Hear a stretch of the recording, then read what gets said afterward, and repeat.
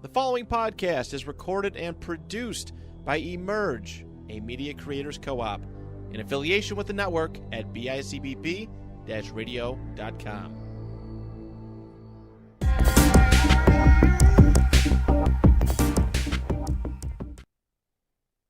Hello and welcome to episode 48 of the Big Yak Podcast. It is I, Mike Pareto, and alongside me, as always, Nico Salambeni. And we have a special guest today. Today we are joined by, he is a writer and a reporter for New York Upstate and Syracuse.com, as well as a co-host of Shout, a Buffalo Bills football podcast. This is Ryan Talbot. How are you today, Ryan? Hey, I'm doing great. Thanks for having me on.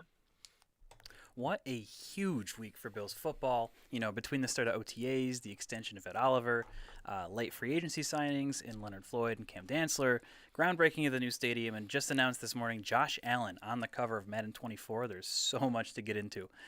Ryan, we don't want to keep you here all night, so let's just get right into it. Before we talk Bills, let's talk about you and how you got to where you are today.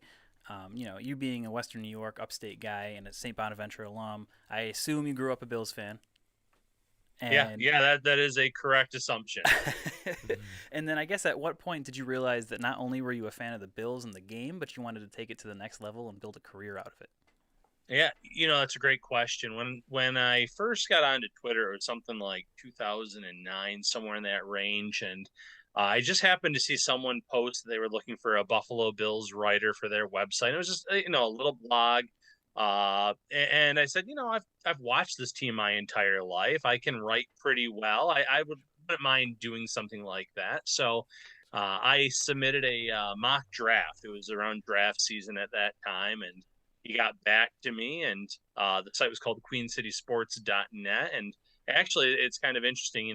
Mike Schroe is the owner of that site, but myself, Joe Marino, and quite a few others that have kind of broken into the media kind of started out there. And it was a really cool starting point. But like you said, at that point, I was still kind of dipping my toe in the media part of it, and more so a fan at that point. So I kind of went around to some different sites, billsmafia.com and a few other blogs like that.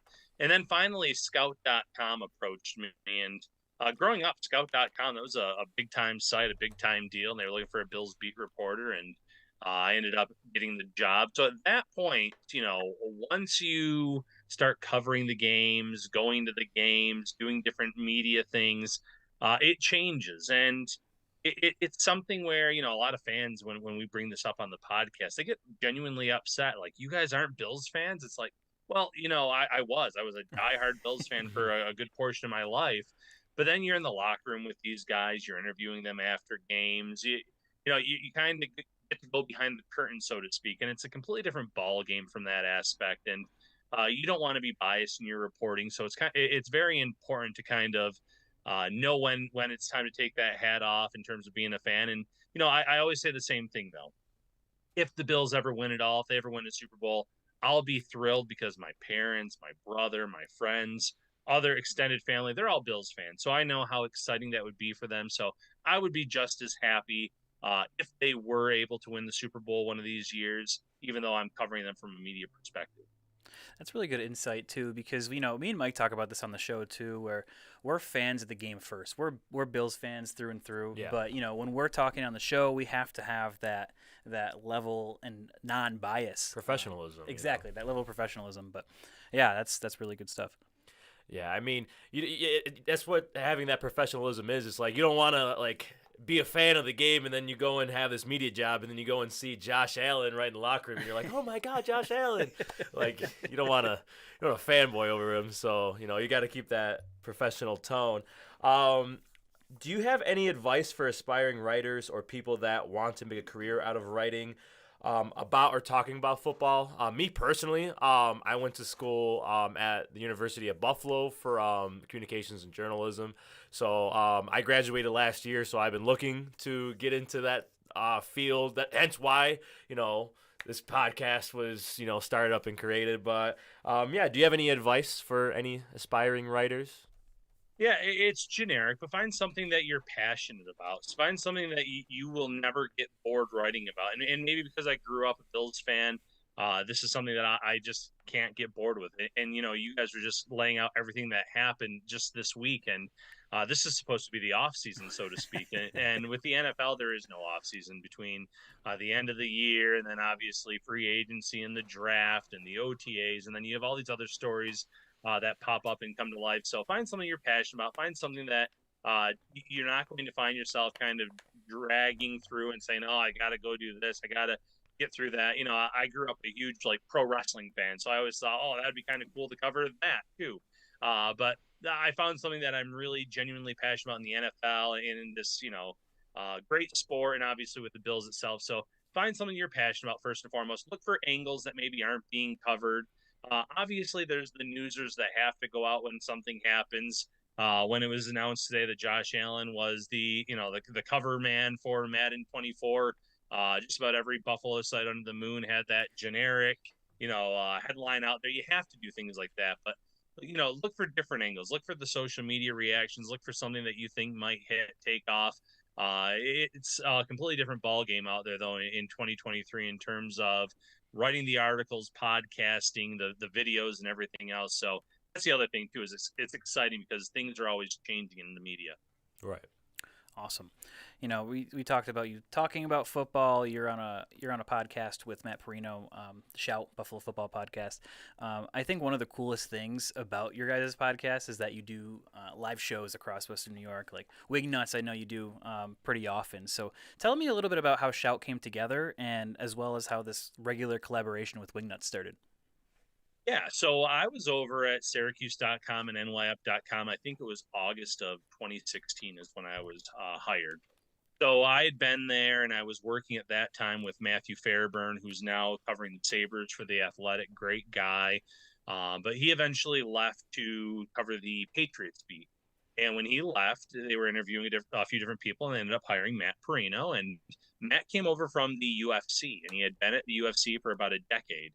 And when he was there every week, he would sit down with Dana White and interview him, and he would do a lot of videos with the different fighters. And that's one of the first things he told me is he goes, listen, I don't know what, if what's in your comfort zone, what's not, but podcasts and these videos are kind of, these are going to take off sooner rather than later. And, he was ahead of the game. He was ahead of the curve. And I still remember us kind of bouncing names back and forth, trying to come up with the title of Shout and finally settling on that. So what's nice is we've built a true friendship. He's one of my best friends. We get along great. We like, it's great when we get to travel together to these away games and when we're sitting in the press box together for the home games. So it's just kind of a natural friendship kind of running off of one another. But, Shout was definitely Matt's baby. And then in terms of Wing Nuts, it's kind of like anything else where we've had tops in season the last few years. We've had value in season. In the off season, Wing Nuts, Matt knew one of the co-owners, and they kind of reached out to Matt about, hey, why don't you come in and do a live show, like one live show? And we built a really good rapport with them, and then they wanted to kind of, make it official. And we kind of worked through that, and now they're the official chicken wing of Shout. So we go out there once a month, do a live show, great atmosphere, great setting. And, I love doing the live shows because one, great wings, great beer, great times, but two, you're getting Bills fans from all over the country. It was surreal. The last time we were there, I was waiting for Matt. He brings in a lot of the speakers and things like that. And the first two people that introduced themselves to me were from South Carolina. And they both were like, well, my daughter's at Canisius. I'm getting her out of college this week. And I was listening to the pod on the drive down, found out you guys were going to be here. So I wanted to come in and, similar story, not getting their kid out of college, but driving down to visit family, listening to the pod. They wanted to come in. So New Hampshire, South Carolina, obviously Buffalo, Rochester, Syracuse. We're getting Bills fans from all over Western New York. It's just awesome to see the support that we're getting at these live shows. Yeah, and Wing Nuts is such an awesome atmosphere. I've been like one or two times already, and yeah, like walking in there, I was like kind of caught off guard. It's just like it gives you that that brewery kind of like pub feel, but then you sit down and then you just order on your phone and then you just bring out the wings to you. It's kind of it's kind of like not like your traditional like restaurant in a sense. Yeah. It's kind of like this like hybrid. I don't know. Yeah, no, you're right. Cuts out the middleman. You're ordering through your phone, and like you said, then all of a sudden the wings are right there in front of you. Yeah, and those wings are delicious. Good beer, good wings, good times, just like you said. Yeah. Right. So let's talk a little bit about the new stadium. On Monday they had the official groundbreaking. They had Roger Goodell. They had Mayor Kathy Hochul, and I don't know if you can answer this question for me or not, but I'm very curious. Based on like fan interaction, or like a personal opinion, the new stadium is going to be open. Do you believe that the Bills should have went with a retractable roof route, or do you think this new stadium proposal right now is the best case scenario for the team? Yeah, I was definitely team retractable roof. I just kind of feel like in Buffalo, yes, some weeks the weather can work to your advantage. Other weeks it can be just as much of a deterrent to you and your team as well. So, I don't think that the Bills look good in that playoff game against the Bengals, and Mm. that was supposed to be an advantageous matchup for the Bills because of the weather conditions. I know Cincinnati has similar weather at times. Mind you, it's not like it's a West Coast team that was coming in here, but the Bills looked at, didn't look like that this rough team, this tough team. They look more like a finesse team, and that's okay when you have Josh Allen, a guy that can throw it for 4,000 or 5,000 yards all over the field.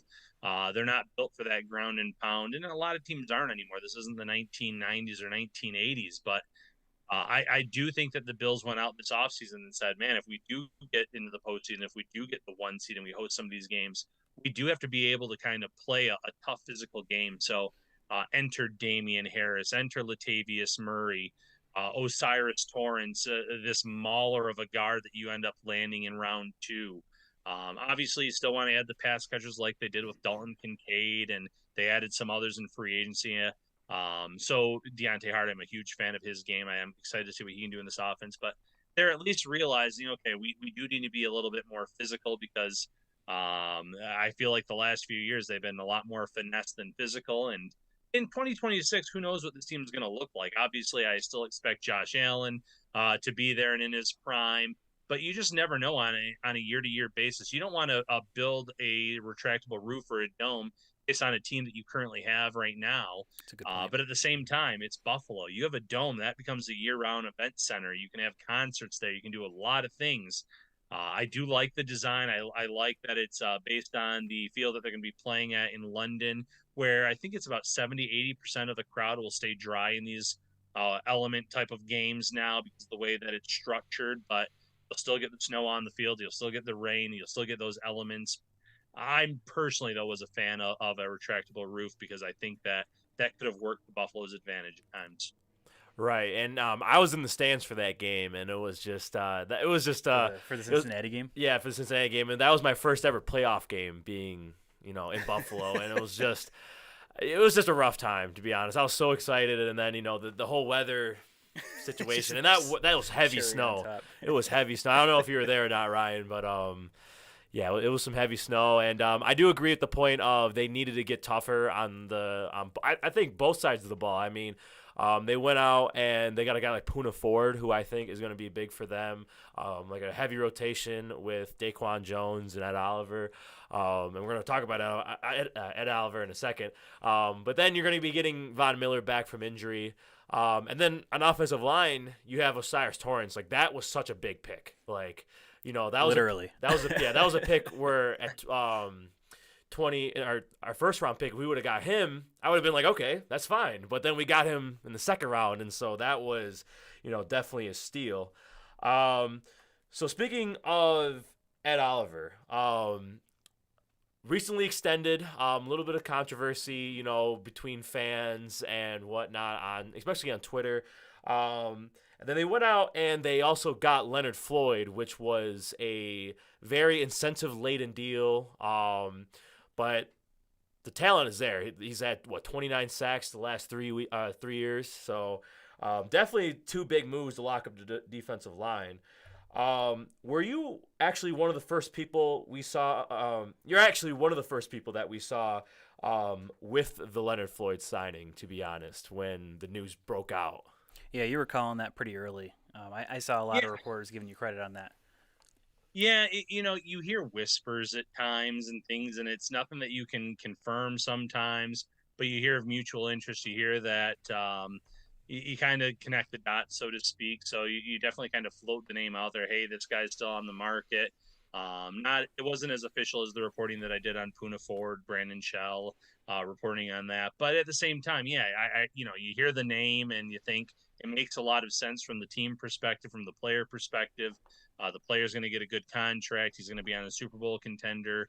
So I do like, though, like you guys said, how physical they're getting. Sean McDermott loves being able to rotate his defensive line.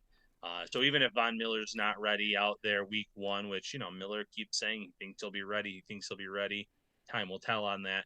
You now have Leonard Floyd. You have Greg Rousseau, who's coming off of an 8-sack season. Probably, I think it's fair to think he could have had double digits had he not suffered an injury in the season. Miller was on pace, obviously, for double-digit sacks. Epinesa quietly had 6.5 sacks this past season. Lawson had a handful here and there, more of a stout run stopper, but they have that deep rotation. There's still Boogie Basham, Kingsley Jonathan, and the list kind of goes on and on. So I'm intrigued to see how it all works out there. And then defensive tackle, too. I mean, they're 5 deep there at least. Yeah. And now, you throw a guy on like Leonard Floyd. I mean, how much of an impact do you think he'll have right away from week one? Yeah, it's funny when the Floyd signing happened, there were some people that were skeptical, saying, "Well, why was he still out there on the market? He didn't really produce until he had Aaron Donald and Von Miller with him with the Rams, because he was kind of quiet in his tenure with the Chicago Bears." But there were times where Donald wasn't playing in a game or Von Miller wasn't playing a game, and he was still a big time difference maker for the Rams. It just sometimes takes these players a few extra years to kind of connect everything, get everything together. You guys mentioned it, 29 sacks over the last 3 years. That's top 10 in the league. I think 157 total pressure. So even if he's not sacking the quarterback, he's forcing the ball to get out a little bit earlier than he wants. Hurries are there. The hits are there, making them move off of there where they want to stand in the pocket. All things like that are little disruptions that can lead to turnovers and interceptions. And then obviously, you want him to be able to be out there on the field as many snaps as possible. He's actually decent against the run, too, for being a little bit undersized for the position. So value, I think, was there and off the charts in terms of that Floyd signing for the Bills. Awesome. And like Mike alluded to, the Ed Oliver extension was one, I guess a lot of fans took that one by surprise. To me, it made sense. I really liked that signing. I liked that gamble. They kind of looked at Jermaine Edmonds from last year and was like, okay, maybe if we had that extension last year, he'd still be on the team and we'd be looking at a completely different defense. But I feel like they might have, I don't know if learned is the right way to say it, but they might have saw that and was like, hey, we're willing to take a gamble on Ed Oliver and sign him a little bit earlier and instead of letting him play out his contract year. And now that being said, with Sean McDermott taking over play calling and his history of being more of an aggressive play caller during his time at Carolina, do you think his potential defensive shift plays more to Ed Oliver's strength? And could we see a career year out of him in year 5? Yeah, I do think it plays to his strengths. And obviously, Ed Oliver's a defensive tackle, but there were times early in his career here in Buffalo where they played him out on the edge and they let him have those matchups against some tackles, and he's had some sacks. There's one against the Jets a few years ago where he shifted to the outside, and I could see them, using all that personnel that they have and having DaQuan Jones and Puna Ford in the middle, letting Ed Oliver play on the outside every now and then, get a few reps there. I think that if you're bringing extra pressure from elsewhere, you're not going to be able to double team at Oliver as much as he has been over the past few years. And, I like the word that you guys said. You said it's a gamble. It's a gamble on both sides because the Bills said, okay, we could lose this guy or we can pay him. It's top 16 money at the position. So it's not like he's top 3, top 5 at defensive tackle. He's in the top half of the league. So from the Bills, yes, you are paying him a significant pay raise. But without that pay raise and lowering his cap hit this season, maybe you don't sign Leonard Floyd because that's where a lot of that money came from. Oliver was playing with an ankle injury last year. He alluded to that at his press conference with the media, saying, he knew that when he was able to play through that injury and still have his presence felt at times, he knew that he was, meant to be able to be successful in this league no matter what. So I think a healthy Ed Oliver, first of all, is going to be key. He looked really good when healthy next to DaQuan Jones. Jones coming back will obviously be really good for him this upcoming season. But you guys mentioned there's the Puna Fords of the world now. You have all these young pass rushers in Rousseau, Epinesa, and then the veterans like Floyd and Von Miller. If they can kind of generate their own pressure, and then you can still get a little bit wild with how you line players up, even in the back end. Now that you have Taylor Rapp there, you might see some different looks there with 3 safety looks, and one of them could be going after the quarterback, one could be dropping deep. I'm excited to see this defense and how exotic they get at times based on matchups. Right. And another defensive signing that they had this morning, they got cornerback Cam Dantzler. What kind of impact do you think he'll have with OTAs already upon us? Was this more of a depth signing, or can Dantzler make a push for that cornerback number 2 spot? Yeah, right now I'll say more of a depth signing, and very interesting career. He comes in as a rookie and makes the PFWA All Rookie team. Started 10 games as a rookie, appeared in 11. I think he had 2 interceptions that year. But over his last 7 starts, quarterbacks were only had like a 47% completion percentage against him. Really low number. He was really limiting players. But injuries kind of forced the Vikings to sign a Rashad Breeland, and they gave the starting job to him in year 2, and that upset Dantzler, and he didn't get along with Mike Zimmer, and a lot of guys didn't get along with Mike Zimmer. So that kind of was in the doghouse year 2, new coaching regime last year. Again, didn't start 9 games, maybe 8 games, somewhere around that. So it's odd from where his career started and all the ability that he displayed to where he is now. I still think that the Bills obviously have Trey White pegged as their cornerback 1. No shock there.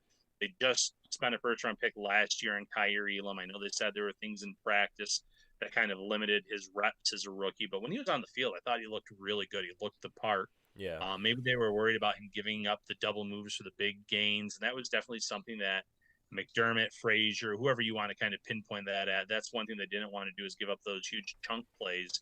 And it's why they went with the Dane Jackson, who, Dane's going to give up a lot of catches, but he's not going to let the guys get by him. So they have guys like that still. Obviously, Christian Benford, who played zone.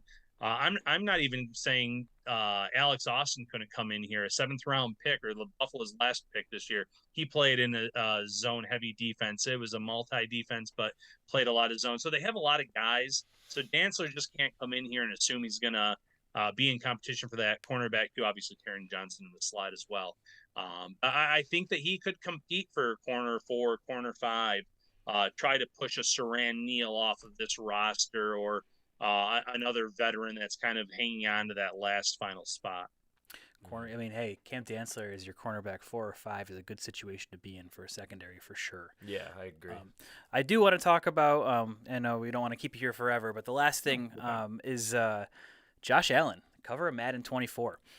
This is the first time a Bills player has been on the cover, and also the first time that fans have been prominent on the cover, which was on the deluxe version of the game. I think coming off of such a draining and taxing year for the city of Buffalo, this is such a cool moment to have them in the spotlight.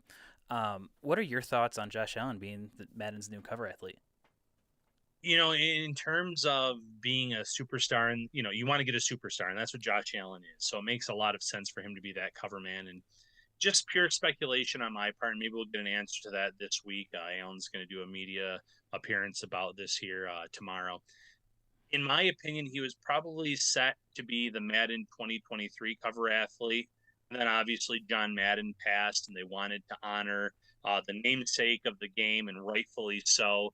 So the people at Madden probably said, okay, as long as Allen looks the same as he did this past year, still putting up those gaudy numbers, he's going to be our cover athlete. And I think it was a great choice by EA Sports, because I kind of asked fans today on social media after it was announced, said, okay, how many of you are going to go out and actually buy a physical copy of this game? Because even nowadays, when you buy games, it's usually digitally.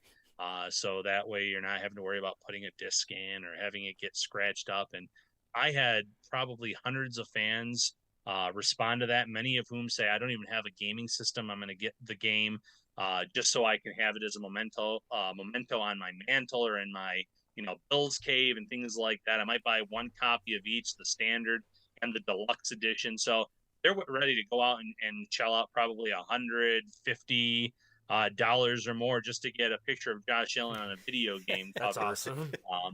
I wouldn't be surprised if it ends up being one of their highest selling games in many years, if not the highest selling. And if I'm mad and I'm sitting out there and saying, okay, I'm also going to make posters of this. I'm yeah. going to do as much as I can. Because the one thing about the Bills Mafia is they eat this stuff up, and they want to get as much memorabilia, as many mementos as possible. So it was a smart choice by them. And listen, Josh Allen deserves this. He's been in the MVP conversation the past few years. He's a top 2, top 3 quarterback in this league. Well deserving of that honor. I really like what you said about that theory where with John Madden's passing, he was set to be the cover athlete last year, but they wanted to pay homage to Madden. Looking at the stats, coming off the 2020 year and then to 2021, I mean, I think that was his career year thus far. Mm-hmm. So that I think that would make a lot of sense. What you said, never even thought of it like that. But I think we got one last question. I have one last question. We got to ask every guest. Yeah, so every guest that's from Buffalo, we always love asking this question because it's a Buffalo question. You know what I'm talking about. We mentioned chicken wings earlier.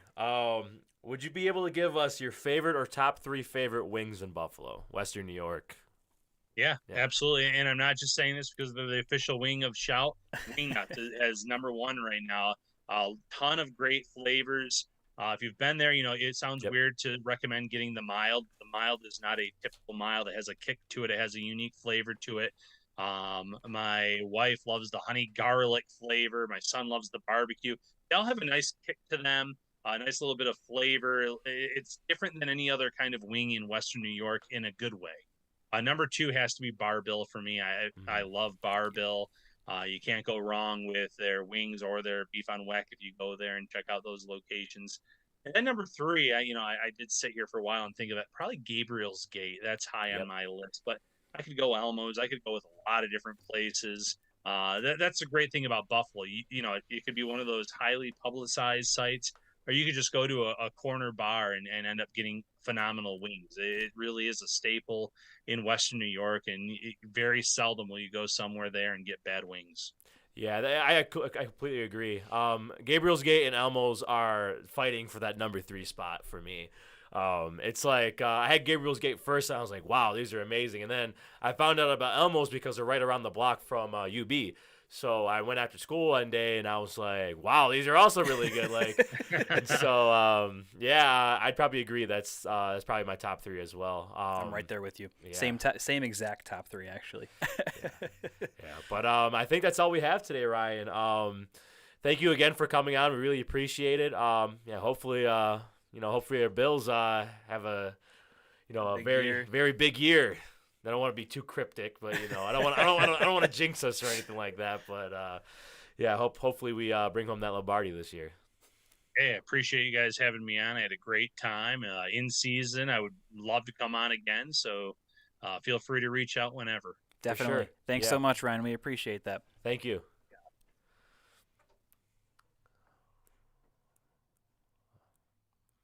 Alrighty. That was good. That was Ryan Talbot. He was writer for New York Upstate and Syracuse.com, as well as an insider with the Buffalo Bills. Oh yeah. I mean, it's exciting times to be a Buffalo Bills, like a fan or a writer or just having a job with the Buffalo Bills as well. I mean, back in the drought days, it was just like, not saying it wouldn't be a bad job, but it would have comparing that time to now. It's definitely a lot easier to be it's it's not excruciating anymore to watch the Bills go 6-10, 7-9, and so thank you, Ryan, for coming on. We really appreciate it.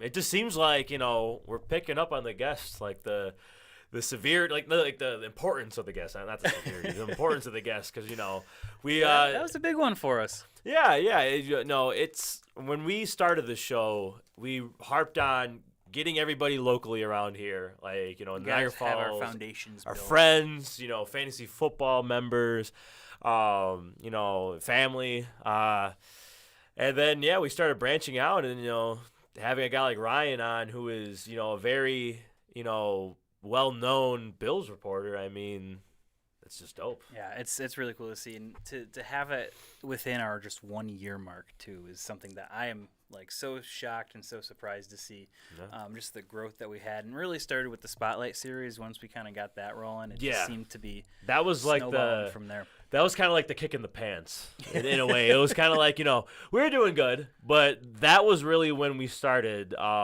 In my personal opinion, I'm not trying to toot our own horns, but like, we started to take off a little bit. We started getting like the real formula down. It's just started getting comfortable. Well, you guys are coming up on your 1-year anniversary this month, and we just celebrated Tank Talks on Monday, and like next of kin, we've been going over a year, but a year here, and we're coming up on a year here. We've just already passed the Emerge 1-year anniversary, but you guys are putting in the work.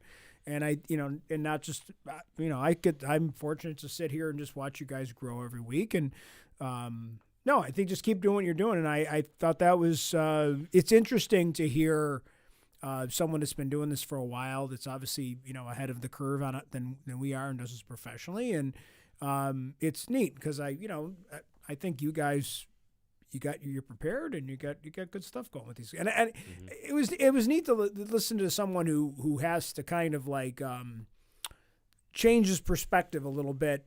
That's an interesting point that he brought up about, yes, he was a Bills fan, but now he's like almost like a Bills employee. Like you got to watch out for the bias. Yeah, I mean that's kind of like what I'm trying to incorporate here. With us, and like it's like we don't want to come off and being like, oh, Bills fan. Whoa, like we're like obviously we're excited. We're Bills fans deep down. We've grown up Bills fans. I mean we've been through a lot, but I mean that's we've harped on it before. We're football fans first. Bills fans. Yeah, like I think if I was like, my son Zach is a sports management major and he's got a job working for the Buffalo Sabres now. And he loves working for the Sabres. He was there Sunday for the Bandits Championship. So like he got to celebrate it as part of the organization. So I mean, because he's part of the organization. But it's funny, those are not his favorite things. Like European soccer is still going to be his favorite, and it's kind of a good thing that he can't work for Chelsea, because like I think if you had to be behind the scenes, like he said, where you kind of pull back the curtain, it's kind of funny, I think they almost recommended it in school, like you don't want to really root for your favorite because it's like you don't want to meet your heroes, so to speak. And you'll see kind of I think the NFL is a tough organization to work for. I think it'd be hard to work for the actual team. And especially if you were like bled that blue and red, so to speak. Yeah, there's still dudes. I mean, not so much with the Bills, but in the NFL in general, that are still around that we've watched growing up. Like Aaron Rodgers is still out there. So I've watched Aaron Rodgers since I was like 9. Yeah. I mean, it's kind of crazy to think about, like 8 or 9 years old. It's like people like that. If I were to become like a beat reporter for the Jets and I had to cover Aaron Rodgers, I mean, I'm not saying I'm a huge Aaron Rodgers fan, but just like sitting there and like, wow, this dude I'm covering Aaron Rodgers. I'm talking to Aaron Rodgers. Like, the first time I definitely would be a little giddy. Yeah. I'm not gonna lie, but then that's probably how it is with a lot of these beat reporters. They get their local, they work for their hometown team, growing up as fans, and then I bet you money. Like that first couple months, dude, they're starstruck. He's like, wow. Yeah, it's definitely a challenge. I mean, I definitely think like you can't help it. Like I think if you like people that move to New York or something and you're living in New York, and New York's that city where you're going to be walking down a street and you're going to see a celebrity, whether it's a member of the Jets or something, or Aaron Rodgers, whoever, some movie star, you might see Hugh Jackman when he was doing Music Man. You're gonna see it and you're like, oh my god, and that's just not. You don't do that in New York. You just like, they live here too, so just leave him alone. Let him go about his day. Right. I'm sure, like unless they're if they walk through Central, like Times Square, then they're asking for it. But I think if you're just walking down a neighborhood street, they're probably just going to the store. Leave them alone.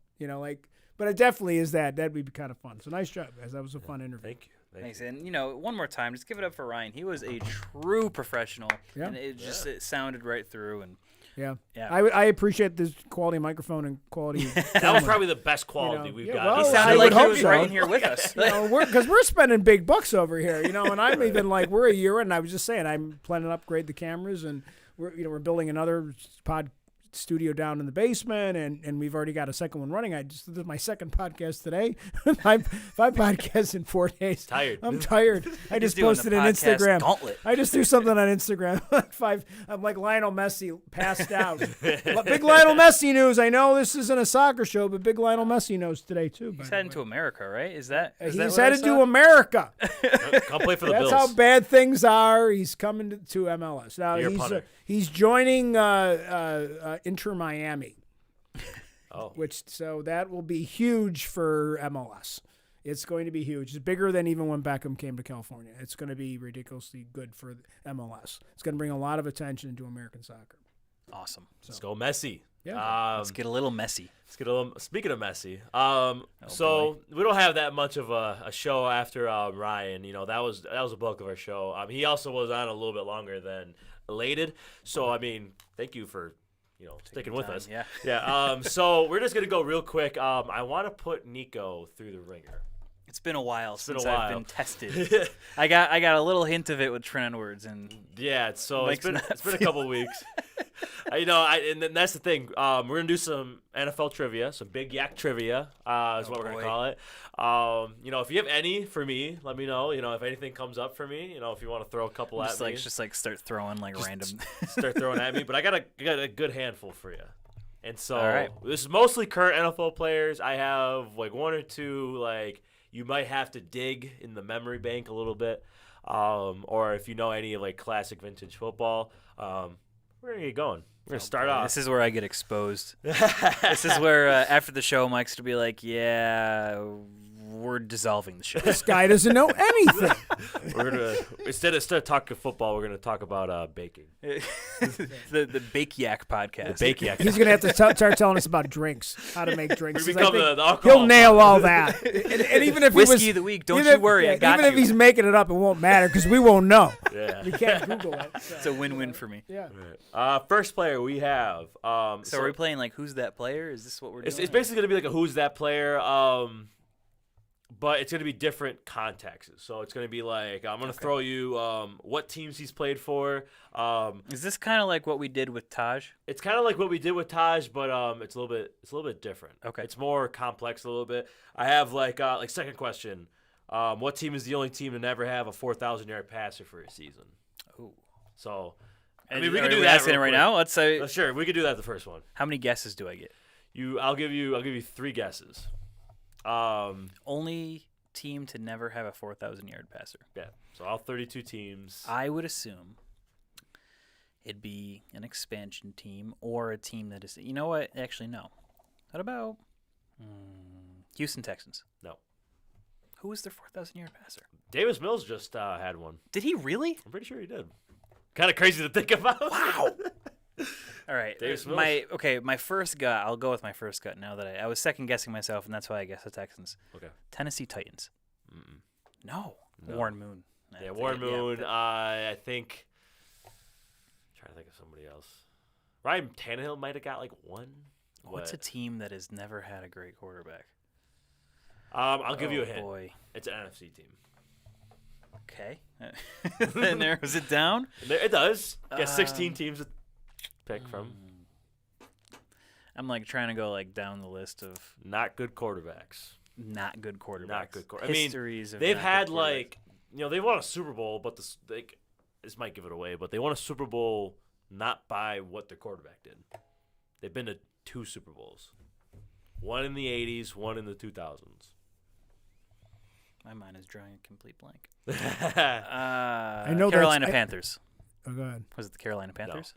I knew this isn't the answer, but when you said a quarterback that didn't have anything to do with them winning, I'm just thinking of Denver because that last. But I know that Denver has won more than 2 Super Bowls. Yeah. So the team is the Chicago Bears.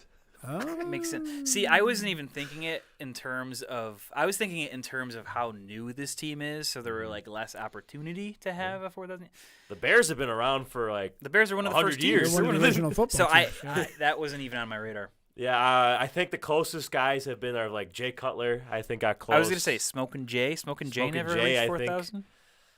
Smokin' Jay, no 4K. I'm talking Rex Grossman. I think maybe was close. Yeah. He led them to a Super Bowl. But again, that was more the defense. And they won a Super Bowl in the 80s. No, 85 Bears. Yeah. That Jim McMahon, he was not a good quarterback. All right. He was good that year. He was good that year, but he had one good year, and then that was it. Yeah. He came in one game, I remember, and threw 3 touchdown passes and 4 passes or something like Sid that. Luckman. He just had that one good year, and then that was it. The greatest quarterback of all time for the Bears, according to FanDuel. And he was Sid Luckman. 60s or 40s? Played from 39 to 50. Oh. He was probably 60 when he played. Because they had leather helmets, right? This picture is with him with an old Wilson leather helmet on. Alrighty. So this player was drafted in 2014 in the first round by the Houston Texans. Played 4 years, went on to play with the Seahawks for 1 year, Tennessee for another year, and Cleveland for 2 years.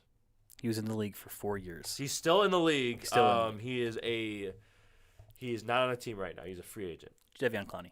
There you go. Jadeveon Clowney. That was a little easy. I couldn't remember if Jadeveon Clowney was 14 or 16, but the 2 years the Cleveland Browns was what gave it away for me. Yeah. We have another player. I guess their year or what years they were with the team. Drafted in 2006. Oh boy. By the San Francisco 49ers. Was with them for 6 years. Then was traded to the Tennessee Titans and played another 6 years with the Titans. So 12 years altogether. Retired 2019-2020. I don't know very many Niners. Titans. I'll give you a hint. He is an offensive player. And he wore. He's not a receiver. He's not a receiver. He's not a receiver. Offensive he's not player. And he's not a lineman. I'll give you those two. Pretty good. He was all-pro selection. Good offensive threat. It wasn't Delaney Walker, was it? Oh, it is Delaney Walker. It was Delaney Walker? Yeah. There you go. Okay, I'm on There it. you go. I'm on it. Yeah, There you go. I had to go into the archives for that one. Yeah. What quarterback has thrown the most interceptions in NFL history? This is labeled as easy. Most interceptions in NFL history? Yes. Quarterback. Isn't it Brett Favre? It is Brett Favre. Oh, I'm on it. He's on the money. He's on the money. I'm on it. He's Let's on the go. money. Alrighty. Name this player. Drafted by the Vikings in 2013. Played for 3 years with them. Played 1 year with the Raiders. 1 year with the Patriots. 2 years with the Bears. 2 years with the Falcons. He is still on the Falcons. He's going to be going to Cordero Patterson. There you go.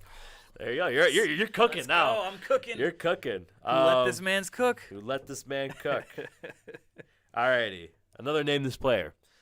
Rams 2011 to 2017. Then was signed by the Dolphins for 1 year. Signed by the Cowboys 1 year. Bears for 2 years. Eagles for 1 year. Currently a free agent. Hasn't retired.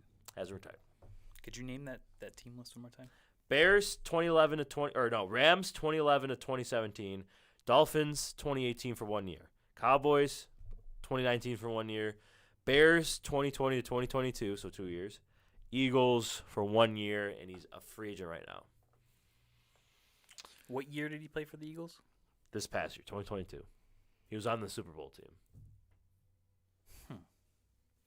And he was a Rams player. Offense or defense? Defense. Kind of a well-known name, but he is, but he isn't. He's kind of like under appreciated, underrated. I'm trying to think of it's not like Avante Maddox, is it? Not Avante Maddox. He's not a DB. So that limits you to the line and linebackers. I'm drawing a blank here. I'm stumping him now. What's I don't know if I could give out a lot of more guesses. He's a free agent now. What was he, a first round pick? I believe so, yes. First round pick by the Rams in 2011. I'm not mistaken, yeah. Lastly, on the Eagles. He's a consistent player. I mean, he's a very good veteran presence. Why can't I think of Eagles players from the Super Bowl.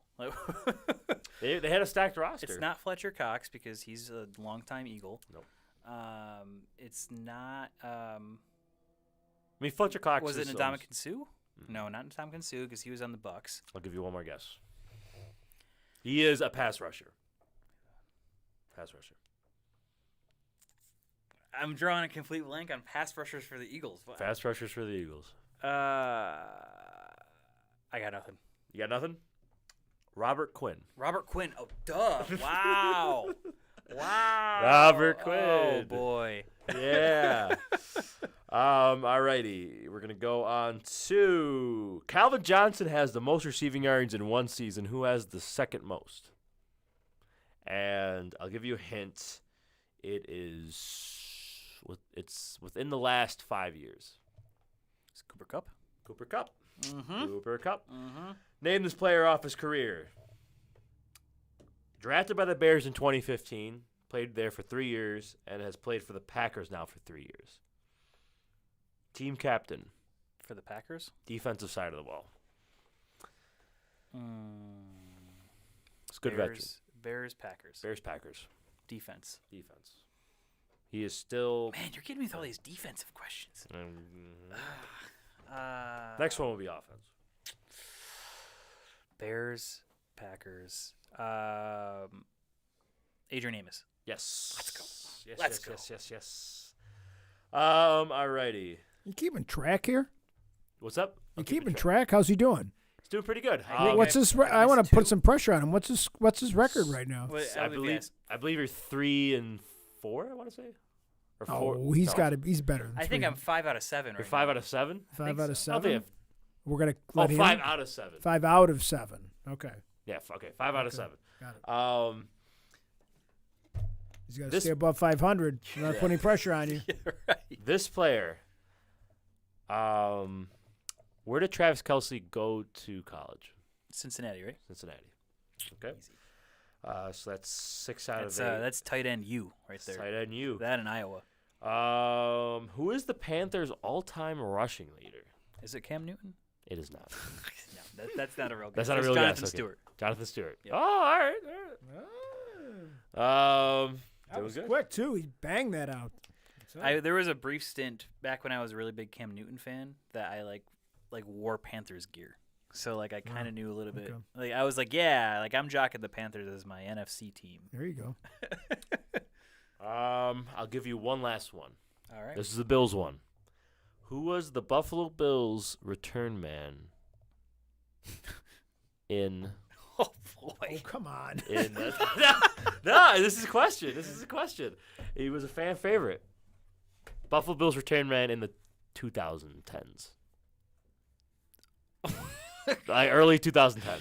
A fan, 2010 to 2013. He was a return man. Yes. 2010, 2013. I don't know. return man? You do try that words. A fan favorite by who? Fans. Bills fans. By like nerds? Like Maybe. I don't know. Back when I was growing up, people liked him. He had a cool name. He was explosive. Played receiver. I mean, it wasn't Stevie Johnson. Wasn't Stevie Johnson. Stevie Johnson was mostly receiver. This guy was known for his returns. Then he got replaced by. I'm trying to think. Leos McKelvin, I think. I was thinking Leotis McKelvin, but It is not it's Leos not, McKelvin. It's not Leotis It's McKelvin. right before Leos McKelvin. Oh. Got dig into the memory bank. Oh, he was was he like also on offense playing wide receiver? Or Yeah, just- he had a couple plays. He was drafted in 2005.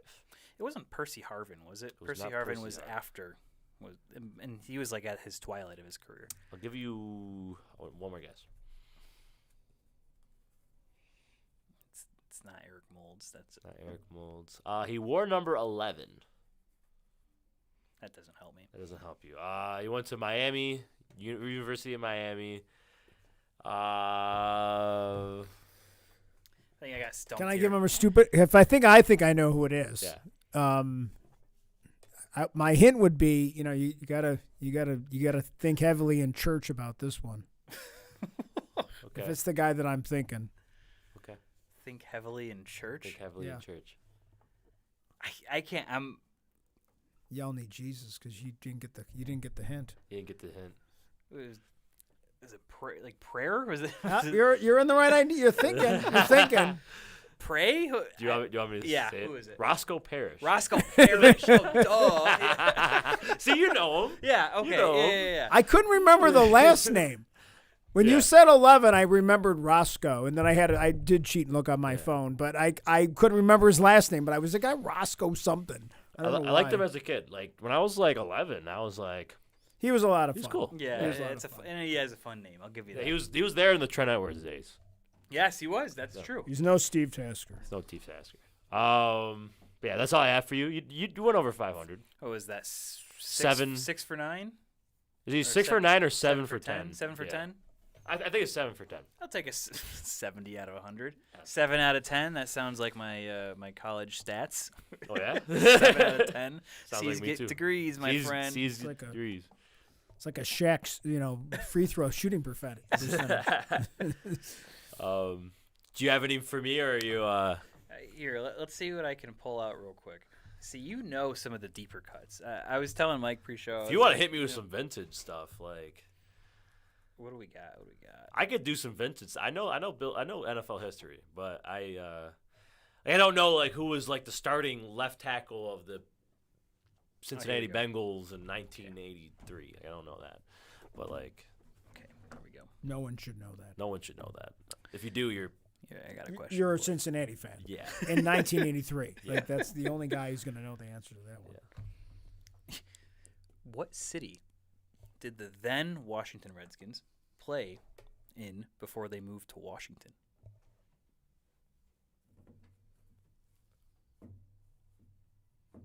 This is a deep cut. This is a deep cut. Give me a hint. A hint would be there is currently an NFL team that plays there. Currently an NFL team that plays there. Washington. Bet there's some like vintage NFL fan watching right now, screaming at the. Look at the TV like, What are you say doing? it! Say it! Can I get a part of the country? A part of the country? Like, yeah. If you were to take the United States and put it into 4 quadrants, it'd be in Yeah. the top right quadrant. Top right. Top right quadrant. This one actually kind of shocked me, I'm not going to lie. Top right quadrant. Washington Commanders. All right, I'm going to go. Here's my 3 guesses. Number 1. NFL team's playing there right now, you said. Technically, they play close to it. That New York City? kind of gives it away. Nope. They play close to it. There is a team, I guess. New England. Boston. Boston. Oh, It was okay. Boston. They were the Boston. Boston. When they were the team, they were the Boston Redskins. Oh, okay. Fun fact. Really? They Oh. played in Boston. And let me pull up the years real quick. Boston. The Boston Redskins. They're one of the most storied franchises in NFL history. They were an expansion in 1932. Oh. Yeah, I don't know. I told you, it is a deep cut. Yeah. And then, let's see. It looked like they moved in 72? I don't know. Anyway. I was going to say, they were Washington for a good amount of time. All right, What? this is easy. What team won the first Super Bowl? It's 1967. Super Bowl 1. Who was the winner? Oh, Packers. Bingo. Packers versus Chiefs. Super Bowl 1 and 2. Mm-hmm. Yep. All right, Should have been the Bills that year. Yeah. should have. There's a Should whole- have. Don't ask, anybody There's a that's conspiracy. that's in their 80s they have a very specific opinion about that. Because every time it ever came up, the merger, my father just went on a rant about like the way Buffalo got screwed that year because they should have been the team that the way something happened. I don't even remember what happened, but it was like Buffalo should have been because they won the DFC champ, the whatever the American AFL. the AFL the previous year. So this thing that Buffalo never won a championship is not true because the Bills did win the AFL championship. Yeah. So this is also kind of a We saw this come up on our most recent post, that Pokemon post with the starting depth chart. So, what player was known by their nickname, the Refrigerator? Oh, come on. William Perry. Bingo. William Perry. That was a very fun team to watch. Yeah, The 85 Bears were just a riot to watch. I bet. Ah, I'll have to Bears. They had music videos. go and rewatch their They had season. music videos. I mean, it was Sweetness was just amazing. Yeah. I mean, it was just great. They were such a fun team. I think the whole country rooted for them except the people that were in Miami. Like they beat were the the only Patriots. people that rooted for the other team in that Super Bowl. Give me a good one. Yeah, Give me a good one. here, let's go. I got some nicknames for you. All right, nicknames. Guess the name by their nickname. The Playmaker. The playmaker. Jerry Rice. Mm. Playmaker. What era? Can you say what era? Like 90s. 90s. Marshall Falk. Nope. Playmaker. Deion Sanders. No? Mm-mm. Who is it? Michael Irvin. You're close. Oh, really? Yeah. Oh, Michael I Irvin. feel like Michael Irvin had a different nickname. Not according to NFL.com. Well, I Or Michael Irving. yeah, or Michael Irving. Irving. Irvin. Sorry, not Michael Irving Irvin. was a basketball player. Irving was Irvin. Michael Irvin. Michael Irvin. I always get those two names wrong. Man, I don't really have much trivia. If you get this, I will strip on air. That's Well, right let's here, start. right Don't now. say that. We're cutting this podcast We're off getting late. early. Thanks for I will. watching. What city did the Detroit Lions originally play in? Originally playing. This is a trick question. Detroit. Just a trick question. Surprise! Originally playing. You will never guess this. There's no shot. If you pull this out, I'm walking right out the door. Do they have a team now? No. Because God, it was no. one of those. This is one of those ones where it was like a tiny city that never doesn't have a professional team, but they had a team for like. Because back then there was no money in football, so I feel like it's going to be something like Puxatawney. It's going to be like a city that has like a It was population there. of 12. It was there for 6 years before it went to Detroit. Was it even like a? All right. Can you give me? Can I give you? I'll give you the population count. Oh God. It's let's see, it's 2020. It's 2020 census at 18,000. Bro, who's there? Erie, Pennsylvania. Erie, Pennsylvania. No, but you know what? Can you Not too far Can away. you give me a part of the country? It's considered the Midwest. The Midwest. The breadbasket of America. The breadbasket of America. I think I know the answer to this. I've heard this trivia before, but I can't remember what the answer is. First guess I want to go. So Midwest. I'm gonna go with Missouri. Nope. Well, that's What? not a city. What? That's a state. The capital of No, Missouri don't listen is to the Missouri. It's Missouri, Missouri. It's so nice they named it twice. Topeka Lions. It's something awful like that. Gary, Indiana. Nope. Am I at the right state? Flint, Michigan. No. You know what? I'll give you the state. I'll give you the Okay, state. well, It's thank- It's 'cause- in Ohio, Okay. Oh, Because it's high in the middle and around on both ends. the Canton Lions. not Canton. Columbus? You guys ever been to Columbus? Nope. You guys Sandusky? You guys ever been to South Ohio? It's like Dayton. very South Ohio. Dayton. It's like almost like into the next state. I don't even know it's down. I know Dayton, well, Cincinnati's down there, but like, I can't think of. Portsmouth, Ohio. Oh my Oh. god! Portsmouth.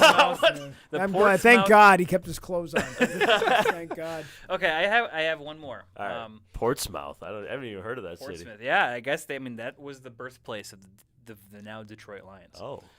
So there was an NFL team in Tonawanda. believe it or Yes, not. there was. There was. Now, they played for, I think, one season, and they were, like, I think they hold the title of the worst team of all time. They like got beat so bad they like Yes. dissolved midseason. They burned down the stadium. Let's see. I'm trying to give you a little bit more. Yeah. Okay, so they played from 1916 to 1921. Actually, you know what? They were there for 5 seasons. Civil War. So they were terrible. Not Civil War. The World War One. So their head coach was Tam Rose. They played they only played like 3 games at a time. Like their 1916 record was 1-2. Their 17 This was is a JV football team. they just dissolved after losing 1 game in 1921. So What is their name? It's Tonawanda. So it was in Tonawanda, New York. the Tonawanda? There's 2 acceptable answers. Is it a controversial name? No. Okay. The Tonawanda Pirates. Nope. The Tonawanda. Think of how they would name teams back then. The Tonawanda. What is that area known for? The Tonawanda. And I don't mean now where you go there, for dinner. I mean The Tonawanda Whippersnappers. No. The Tonawanda Oilermakers. No, that's a good guess. The though. Tonawanda. Close, No, but you're in the right concept. It's the right idea. See, you just don't know enough about your local history. Pick a That's the different trade. problem. Pick a different trade than The make Tonawanda Electricians. Nope. No. No. But you're in the right department now. Getting warmer. You're in the The trades. Tonawanda Welders. No, we're getting there though. We're building. We're getting there. North Tonawanda. North Tonawanda. Think North Tonawanda. That's a damn good hint. The Tonawanda North Tonawanda Come on. played against them Lumberjacks. Yes. Yeah. Yeah, they were the. because they were Lumber City. Well, they were okay. They were NFL team. Because of the canal and everything, they floated the lumber down the They canal. were the lumbermen, I should say. Yeah. Okay. Lumbermen. Okay. But I thought they were the Lumberjacks. But okay. I wouldn't have guessed it because In- they're a high school In team. 1919, they were the all Tonawanda Lumberjacks. I'll give you Okay. that. But I was gonna guess it because they're already the North Tonawanda Lumberjacks now. Everything. Well, I think that's a throwback to the concept of the history of, because a lot of the lumber mills and stuff, they would float the wood, and everything on the Erie Canal, and then they had access to the lakes, and they would come through the Lockport and all that stuff. So The Tonawanda Hootenannies. I like the whippersnappers, though. I like to think. I think I'm gonna get a shirt made up for that. Tonawanda Whippersnappers. Tonawanda know. Whippersnappers. I think what we'll have to do now is get a shirt of the Tonawanda Lumberjacks and then put it like somewhere back Right. here as a new piece for the show. This is another acceptable answer would have been the Tonawanda Cardex. Cardex was the other name they went Well, by. I think that was like the company, though, wasn't yes, it? yeah, a lot of, in that time. Because a lot of time that's the way they would do Exactly, it. the Like Packers. Think about the Like a Packers. card deck, like card deck. No, like Kardex. Cardex, I think was the Cardex. yeah, Sounds Cardex. like a plant. so. Like here, what I'll give you. I got one that this is a trivia that I know. Okay. This is a all sports, professional sports.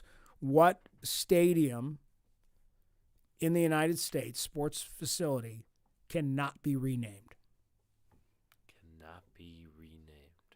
In New York State, did you say? No, or in the United States, Oh. it's a professional sports facility, arena, stadium that cannot be renamed. Lambeau Field? Nope. Is it football? Nope. Is it Basketball. Nope. Wrigley Stadium. Yes. Wrigley Field. Whoa. It cannot be renamed. I think now if you go there, whatever the sponsor is, it's the something Wrigley Field, but it has to be Why is it? because did I they think have it's a on the contract I think that it's on was- the historical register or something. So Oh. it can't be renamed because it's known as Wrigley Field. It can't be renamed. So they can call it the whatever. I can't think of the sponsor right the now. But Wilson Farms Wrigley Field. like it could be Highmark Wrigley Field, but it can't be Highmark Field. It has to be Wrigley Highmark Field is in Wrigley. the name. Even though like they don't make gum there anymore or anything, but it's just it's on the historical register. Some more details about the Tonawanda Cardex Lumbermen. They were awesome, man. They, They were great. Oh. yeah, no, they were playing professional football in Tonawanda. Was Otto Graham there? They Did he play for them? no, they played their home games on the Tonawanda High School field, sometimes drawing up to 3,500 fans for a game. Did they have TNT there? It's possible. Tonawanda versus It North was Tonawanda. coached by Syracuse standout. That's who Walter Rose is. He was a Syracuse standout. Shout out Really? Cuse. Shout out. In 1917, it defeated the Rochester Jeffersons for the state Not championship. the Rochester Jeffersons. That's another name. Me and Molly went to the Pro Football Hall of Fame last February, and for one, that was such an awesome experience. I recommend anyone that's ever going through Canton to make a stop by, go there for a couple hours, and just there's so much stuff. You got to see the Hall of Fame. I got to see all the busts. It was fantastic. But there's a local there's like this giant board when you walk in, and it's every NFL team that has ever existed, and it lays it all out in like this big timeline, and then it's all the team names, and then it's like dots. So like for all the years they're active, there's like dots for those years, and it's just a long list of teams. I'm gonna have to talk to one of my relatives because I'm pretty sure my great uncle Nick Moranto played professional football For the Lumberjacks? It might have been The Lumbermen? it might have been the Tonawanda team because it was here. Because it was definitely here. And there were other levels of professional football. I mean, they got paid a sandwich. That was they didn't make a lot of money, obviously. You still had to have a real job, obviously. But I'm pretty sure he played. And I think they all worked for Cardex. I think that's kind of how they did it, because that's how soccer started. Yeah.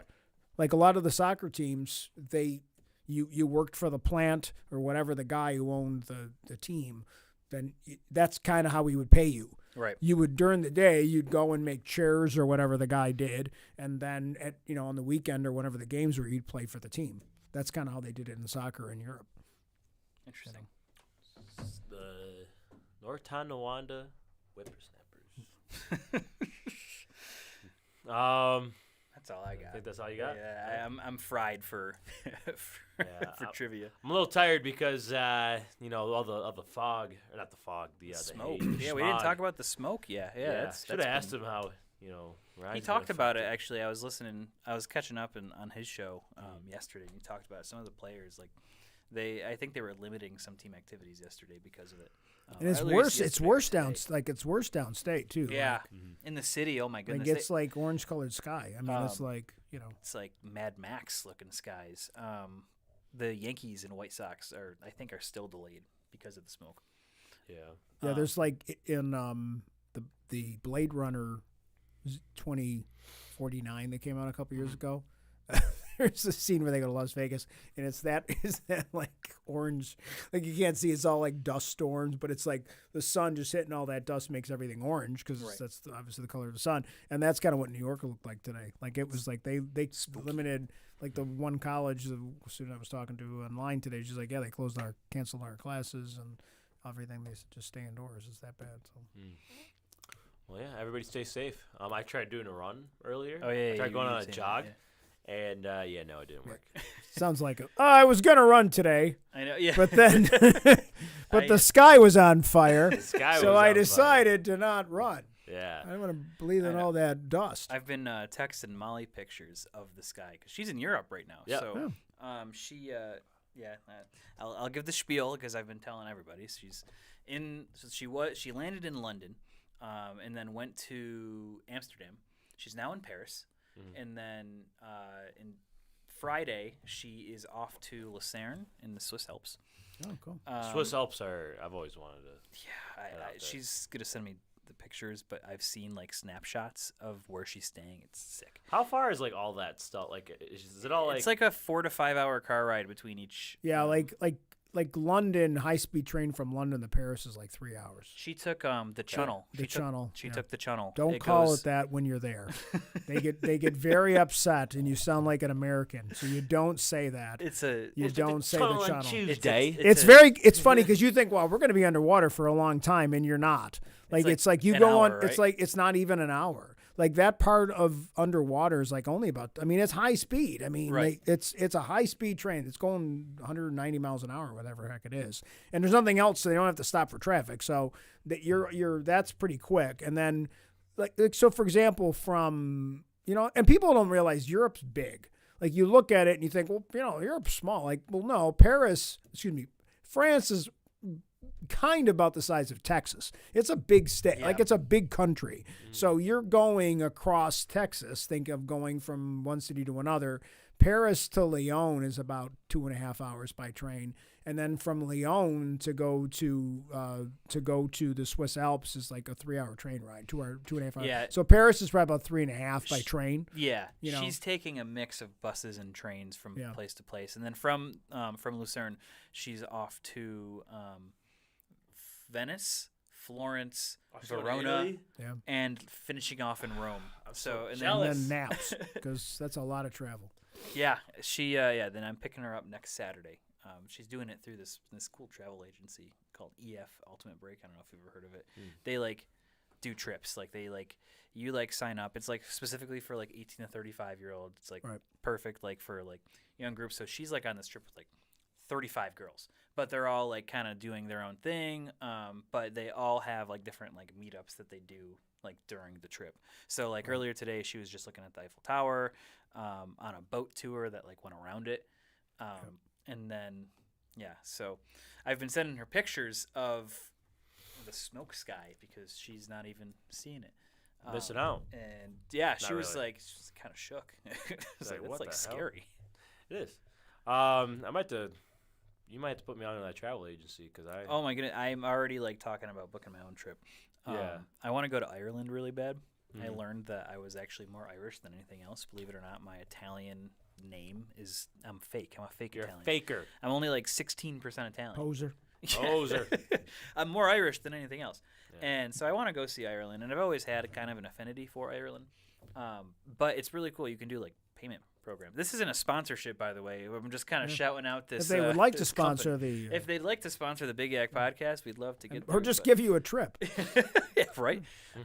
You put you can do like $150 down, and then every other week they charge your bank account, like just the amount, like over Yeah. however many payments. So it's like, I don't know, if I were to book a trip to Ireland for my 25th birthday, which would be next year, October, I could put $150 down and then pay like $80 every other week until I think like next August. Interesting. I have to look into that. I've Yes, been, sir. been telling myself by 25. The Big I Yak, wanna, the Big Yak European tour. the Big Yak European. Hey, maybe tour. we'll do the Irish. You could go to the NFL games. You could go to the Wembley one. Go to the because That'd be Germany and Germany and the Tottenham Stadium, right? That's the two cities. Or did they do any other cities this year? Because I know they're trying to do more cities, but I don't think they found a place to do the next one yet, right? I think they're doing both London stadiums and then Germany. Wembley, and then And then- Germany. yeah, I'm surprised they haven't done one like in. Wembley, Tottenham, and They haven't done Spain yet, though. I'm wondering. I'm surprised they haven't. They done are. Spain They yet. are. Spain is this They do year. in Barcelona. I think that isn't that the. Is the it Barcelona or Chiefs-Dolphins game? Madrid? Is it which one are they? No, that's Germany. I think Spain is next year. Germany's the smart one. Germany is Dolphins, Chiefs. Pretty sure. Spain is Germany is football. American football is very popular in Germany. You have a lot of because of the air bases and everything. There's a very heavy American presence in Germany because a lot of people From the that war, that right? their parents were maybe a service person. And they chose to stay in Germany, and the person came back. And there's a lot of people that were in the service that chose never to leave Germany. So you have a very Americanized an element of German culture, which is very American. Not like huge, but there's a lot of interest in American football They're in looking at Germany. still looking at it. Yeah. After their success in Germany and the UK, of course, they're eyeing Spain and France next. France, I think, is a mistake. I think Spain, if they did it in like Barcelona or Madrid, if they use like either the Barcelona Stadium or the Madrid Stadium, I think that Real Madrid Stadium, I think that they would get a pretty good. It'd be an oddity, and I think they would do pretty well. Can't wait till in 2070 when we have the NFL in Tokyo.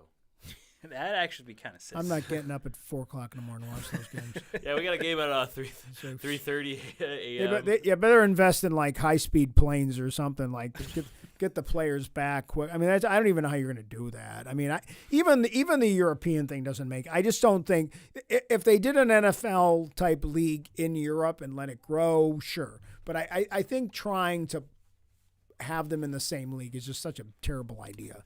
Yeah. It just doesn't make any sense. I mean, it doesn't work in any other sport. Why would it work in football? Like, I mean, you've got baseball in Japan. You've got soccer's growing like crazy in Saudi Arabia now. Like, so I mean, just have other leagues and just bring those best teams together for like an international tournament. Like, bring the best European football, NFL Europe. Bring that best team and make them play the Super Bowl champ and have a championship. The best team in Europe, and they go and face. And then it would really be a world championship, as us soccer fans get very upset talking about. It's not a world championship. They only play in one country. How are they the world champions? Soccer fans, we get very upset about that. Like, World Cup, that's a world champion. They played the world. Half the players, they're only from 3 countries, right? Like, you don't have a lot of NFL players coming from anywhere except America and Canada. Where else are they coming from? They got the International Pathway Program. Yeah. You got a lacrosse player from, like, Dublin. Yeah. Dublin? Yeah. I don't know. I think isn't that where the one Patriots player was from? I forget. Dublin? Yeah. Or no, it was, like, Ireland. He was an Ireland player, right? Yeah. It was like, That's why basketball's doing it right. Basketball's growing the brand. They're growing the leagues, the teams, and that's why you're getting all these European players now that are quite good. Yeah. You know, that's because they're building the brand by having franchises in Europe. Stretch. Because I'd love, if I went to Europe, I'd go see a basketball game. Yeah. Yeah, I would too. Because like Barcelona, the team that owns, that Lionel Messi used to play for, they have a basketball team too.